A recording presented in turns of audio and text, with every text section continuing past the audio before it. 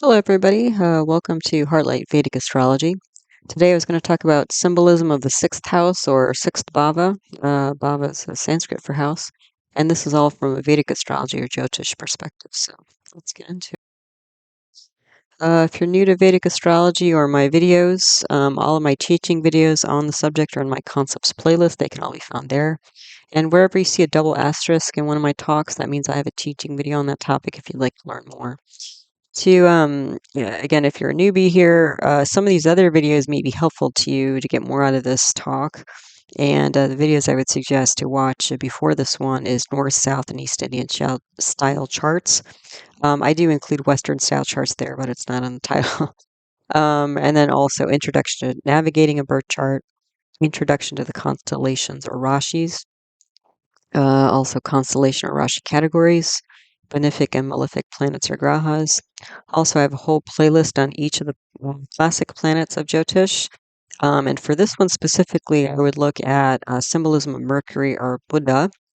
And then I also have a whole growing playlist of symbolism of each house or bhava in my houses and bhavas playlist. And if you're new to all the houses, then I would probably start with the Lagna, also known as the Ascendant, rising sign, or first house. Okie dokie. So the sixth house or bhava, it's also known as the Shatru Sthana. Shatru means enemy and Sthana means house, so you can already guess what's coming. The sixth house in the natural zodiac. So the natural zodiac is where you put the first sign or a constellation of the zodiac, meaning Aries, in the first house. So just don't get confused about houses and constellations. So in this chart on the right here, I have, you can see that one at the top, in the top kind of middle diamond. That's not, the one is not there because it's the first house, although it is the first house. The reason why the one is there because I'm indicating that in this particular chart, the first constellation is there, which is Aries or Mesha in Sanskrit. Okay. So when Aries is in the first house, so the first constellation in the first house, you get what's called a natural zodiac, which is kind of like a Gestalt sort of horoscope or like a horoscope for the whole world or whole humanity. So it's kind of a umbrella horoscope for us all. Okay. So you'll get that's why you get like a certain kind of vibe, or certain kinds of energies coming from the sixth house. Okay. Just to understand that. All right. So the sixth house in the natural zodiac is ruled by, and you can see this little kind of greenish mint colored triangle in the sixth house. The sixth constellation is Virgo or Kanya in Sanskrit. And Virgo is ruled by Mercury, planet Mercury, which is known as Buddha and Buddha in Sanskrit. So Virgo, again, if you're not familiar with the constellations, I would look at my constellation videos because you'll learn more about that there. But Virgo is a dual sign, meaning that it goes kind of back and forth, and it's also an earth sign, meaning that it's a very kind of earthy, material-minded, practical type of energy that the house gives. Okay. So that's what we're talking about here. So those terms, so dual earth sign is translated as Dvisvabhava Prithvi, so dual earth. Okay. So the sixth house is also what's called an Arthasthana. Artha means wealth. So, for example, if the ruling planet of the chart or the Lagna goes to the sixth house, so in this natural zodiac here, the ruling planet of Aries is Mars. So if Mars goes to the sixth house in a Aries rising chart, then the ruling planet for the chart has gone to the sixth house. And so we would deduct from that that the person's primary motivation in life is focusing on material growth and gains. Or material, well, you'll see with the sixth house that might be a little bit twisted. It might actually be loss of material growth and gains. But anyway, the focus of life, energy, the mind, everything is more the material world as opposed to the emotional world or the thought world. Okay. Or enjoyment, that sort of thing. Okay, so also the sixth house is a dushtana, meaning a house. A dushtana means suffering. So we do consider the sixth house a negative house generally. although good things can come from it, which we'll talk about. And it's also considered an upachaya house or a house of improvement. So it can actually indicate improvement over time or kind of where, if energy is kind of positively directed, improvements can be had. Okay. So every house is related to health in some way. So the sixth house, in terms of health, is related to most specifically, acute illness and accidents. So whenever I see somebody running planets or the lord of their sixth house is being activated, it means that they're going to probably be more prone to acute illness and accidents. How they fare at that time is another matter, but they may have more acute illness and accidents as opposed to chronic illness. Okay. Also, anxiety, doubts. So things of the mind, which probably should not be a surprise, knowing that Mercury is a ruling planet for Virgo or Kanya, and Mercury is related to especially the peripheral nervous system. So, and cognitive function, thoughts, reasoning, and that sort of thing. So, anxiety and doubt, because this is a negative house, you would get the more negative side potentially of the things that Mercury represents, such as anxiety and doubt, if we're talking about health. And then also, I put in this, put also in here, nervous system and pain, because those are also issues with the nervous system and hypochondria. So this is where the nervous system and health meet, right? So if somebody's particularly anxious about their health, hello, hypochondria. Okay.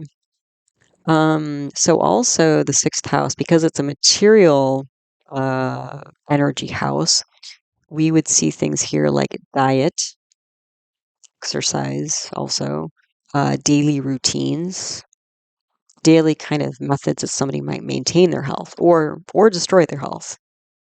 Again, depending on what this house looks like. Okay, and it can go either way. Like, are you purifying the body or are you poisoning the body through things that you do and eat? And even the mind, like things that you consume, like mental consumption, like videos that you watch. Are you watching videos that are uplifting, or are you watching videos that are going to make you sad or depressed or anxious? Because it's all about like digesting things. And so it's sort of like this house is kind of about like digestion, but not just like physical digestion. Like, did you process your lunch properly and absorb all the nutrition properly? But how are you digesting the events of your life? How are you digesting the books that you read? How are you digesting the conversations that you have with people? So you can see there where it's like the material world, like what's happening in the material world is affecting the nervous system, or is it? Are you able to digest those things so that it's not affecting your nervous system and your anxiety level in negative ways? Or, is like everything coming, it feels like everything's coming at you and stressing you out. Okay. So that's where like these two things meet. So specifically also the sixth house, we're talking about like mid-GI abdomen area. So from the stomach to the colon, the duodenum, the small intestine, basically, maybe pancreas, probably liver, gallbladder, possibly, although some of that can come into the fifth house, the upper GI, like stomach, pancreas, liver, gallbladder can also be fifth house, depending on what's going on. So I would say mostly small intestine here. Um, yeah, so a lot going on with health. And the sixth house, because it is a negative house, and because we've already talked about acute illness and accidents related to health, is going to be like, accidents and negative things going on in life generally. So things like debt, which most people, there's good debt and there's bad debt, but most people consider debt to not be a positive thing. And the reason why you get debt as a symbolism of the sixth house is this is the eighth house from the 11th house. So the 11th house is a house that symbolizes gains and income. So the eighth house from there is like, sort of the faucet, like, where are all those gains going? Down the drain potentially.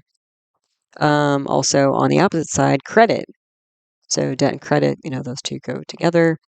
And then other things tangentially, but maybe related, lawsuits, Also theft, assault, combat, cruel deeds. So, again, this kind of goes with acute illness and accidents. So, unexpected, well, maybe not always unexpected, but um, yeah, people coming at you because, again, this is the house of enemies. So there can be issues there, right? Also, like, not just in the physical world, but like feeling. So again, the nervous system and feeling, like feeling dejected, feeling blamed, feeling dishonored, feeling reproached, or being reproached, dishonored, because those things are meant to affect people, make them feel bad, essentially, strip them of them feeling good. So it affects their nervous system, right? How do they feel about themselves? So you can see how these things are like related. They go back and forth. So also imprisonment, because at that point, losses in general, miserliness, that kind of goes with routine. So some of this too is like, what are the things that you do every day, and is that going to bring on negative consequences such as these, or are you going to overcome these things? So that's where you look at these houses. That's how you can, like, when you start assessing the sixth house in somebody's chart or your own chart, are you going to be more prone to debt? Or if when debt comes, are you going to be able to overcome it fairly easily? Yeah. Misunderstandings can be here. And then again, because the nervous system, Mercury's involved in all this, so fear of these things happening. So they may not actually happen. You may not actually get into debt, but when debt comes around, or the threat of debt comes around, is it going to throw you into a tizzy or not? Or are you going to be able to handle it? So again, you would look at the planets in the house, aspecting the house, and the lord of the house, and then their conditioning, and then the planets they're associated with. Start doing an analysis here. So the thing is, some people actually gain through the troubles of other people.